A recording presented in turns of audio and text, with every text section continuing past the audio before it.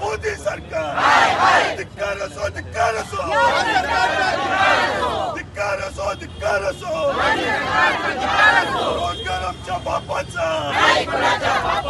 रोजगार आमच्या हक्काचा सरकार तुपाशी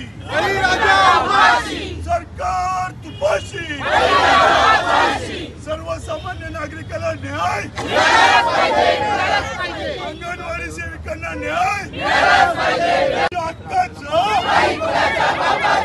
शेतकऱ्याच्या धान्याला भाव मिळालाच पाहिजे गरीब शेतकऱ्याच्या धान्याला भाव मिळालाच पाहिजे धिक्कार असो धिक्कार असो धिक्कार असो धिक्कार असो अरे मोदी सरकारचा धिक्कार असो शिंदे सरकारचा धिक्कार असो अरे खाली करा मोदी खुर्ची खाली करा अरे खाली करा मोदी सरकार खाली करा अरे खाली करा मोदी सरकार खाली करा। राज्यात आणि देशात ज्या प्रकारे बेरोजगारी महागाई वाढते त्या विरोधात आज तुम्ही राष्ट्रवादी म्हणून रस्त्यावर उतरून आंदोलन करताय, नेमकी काय मागणी आहे, काय खऱ्या अर्थानं जर आपण मागील 3-4 महिन्याची परिस्थिती पाहिली आणि सामान्य नागरिकाचा जीवनस्तर जर आपण पाहिला तर असं लक्षात येत आहे की युवकांच्या हाताला रोजगार नाहीये। अनेक रोजगार आमचे महाराष्ट्रातील दुसऱ्या राज्यामध्ये पळवून नेण्याचं काम कोणी केलेलं आहे।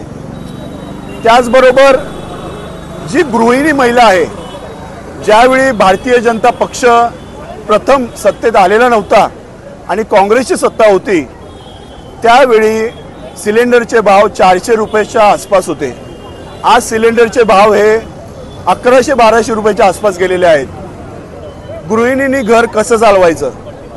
त्याचबरोबर मागील 4 महिन्यामध्ये आमच्या महिला भगिनी अंगणवाडी सेविका ज्यांना 6-7-8 हजार रुपये पगार असतो, ह्या कष्टकरी महिला विविध जिल्ह्यांमध्ये 10-11 हजाराच्या संख्येने त्यांच्या मागण्यांसाठी बसलेले आहेत।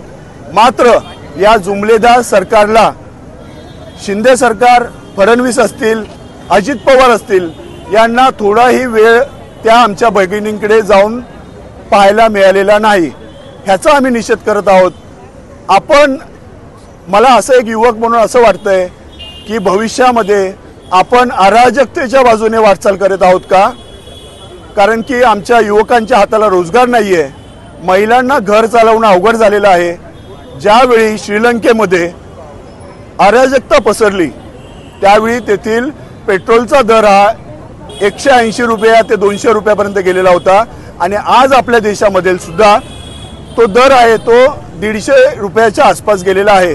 याचाच अर्थ असा आहे की आपण अराजकतेच्या बाजूने वाटचाल, आपला देश आज अराजकतेच्या बाजूने वाटचाल करत असताना सुद्धा या देशाचे प्रधानमंत्री जुमला करत या देशातील नागरिकांना फसवण्याचं काम करतायत। आम्ही ज्या महाराष्ट्रात राहतो त्या महाराष्ट्राचे मुख्यमंत्री, दोन उपमुख्यमंत्री हे सर्वसामान्य नागरिकांना फसवण्याचं काम करतायत, शेतकऱ्यांना फसवण्याचं काम करतायत, युवकांना फसवण्याचं काम करतायत आणि त्यांच्या डोळ्यांवरती पडदा टाकण्याचं काम करतायत। काही फक्त अस्पष्ट अशा काही गोष्टी त्यांच्या समोर नागरिकांसमोर देऊन त्यांची दिशाभूल करण्याचं काम करतायत। हा जो 4 महिन्यामध्ये झालेला सगळा प्रकार आहे आणि वाढती महागाई जी मागे पडत चाललेली आहे ती लोकांसमोर परत प्रदर्शित व्हावी, लोकांची भावना आमच्या माध्यमातून या सरकारपर्यंत, या अंध्या असलेल्या पंतप्रधानांपर्यंत, या अंध्या झालेल्या महाराष्ट्राच्या सरकारपर्यंत, बहिऱ्या झालेल्या सरकारपर्यंत पोचावी या कळकळीने आज युवक असतील, आमच्या महिला भगिनी असतील आणि शेतकऱ्यांना त्यांच्या धान्याला आणि त्यांच्या इतर गोष्टींना भाव मिळावा म्हणून राष्ट्रवादी काँग्रेस पक्ष आज ठाण्यामध्ये डॉक्टर जितेंद्र आव्हाड साहेबांच्या आणि आमचे जिल्हाध्यक्ष सुहासजी देसाई साहेबांच्या नेतृत्वाखाली आज आम्ही इथे आंदोलन केलेलं आहे। देशाचा आज अर्थसंकल्प सादर होतोय, काय वाटतं या अर्थसंकल्पामध्ये सामान्य नागरिकांना ज्या काही अपेक्षा आहेत त्या अपेक्षा पूर्ण होतील? साहजिकच माझं तेच म्हणणं आहे की मागील आज अर्थसंकल्प सादर होत असताना अर्थसंकल्पावरती शेतकऱ्यांसाठी, महिलांसाठी, युवकांच्या रोजगारासाठी किंवा ही महागाई कमी होण्यासाठी काहीतरी धोरण या सरकारकडून आखलं गेलं पाहिजे होतं. आणि ज्यावेळी एखादं धोरण आखलं जातं, एखादा अर्थसंकल्प दिला जातो या देशाला सर्वसामान्य नागरिकांचा भर कमी करण्यासाठी, त्याच्यावरती 2-2 महिने त्याच्यावरती अभ्यास होत असतो. मात्र अशी कुठलीही गोष्ट सामान्य नागरिकांच्या निदर्शनास आलेली नाही. त्याच्यामुळे आम्हाला असंच वाटतंय की आजचा जो अर्थसंकल्प असेल, या देशातील सामान्य नागरिकाच्या तोंडाला पानं पुसण्याचं काम हे सरकार करेल. म्हणून तो अर्थसंकल्प सादर होण्याच्या आधीच आम्ही या सरकारच्या विरोधात आणि महिलांच्या सन्मानार्थ, शेतकऱ्यांच्या सन्मानार्थ या ठिकाणी आंदोलन करत आहोत.